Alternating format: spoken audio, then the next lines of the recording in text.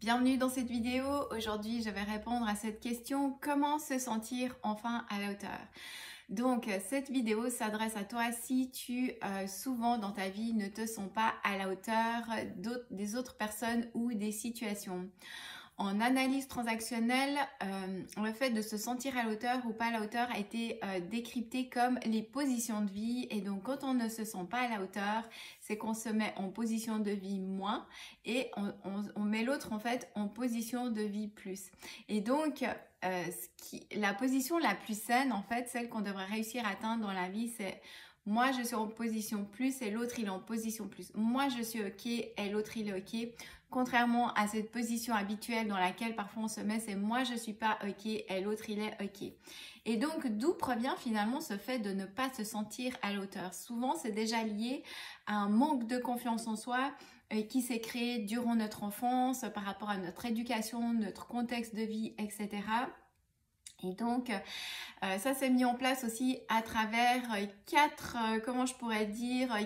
barrières. La première, c'est la peur du jugement. Donc, quand on vit la peur du jugement, on va mettre beaucoup d'attention sur ce que les autres pensent de nous. Ça va vraiment beaucoup nous freiner. La deuxième chose, c'est un sentiment d'infériorité qui était construit durant notre éducation. On s'est comme senti mal aimé par rapport à des remarques qu'on a reçues, des blessures ou un sentiment d'être rejeté, humilié ou abandonné.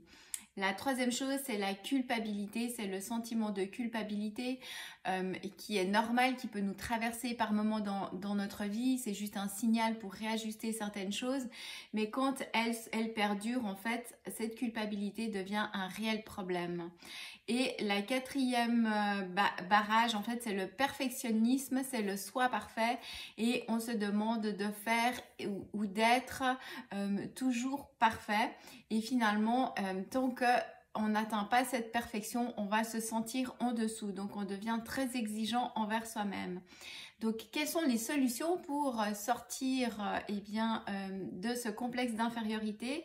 C'est de retrouver confiance en soi par une réelle reprogrammation intérieure qui peut se passer en 3 étapes. Donc, la première étape, c'est vraiment la libération des blessures et des blocages émotionnels.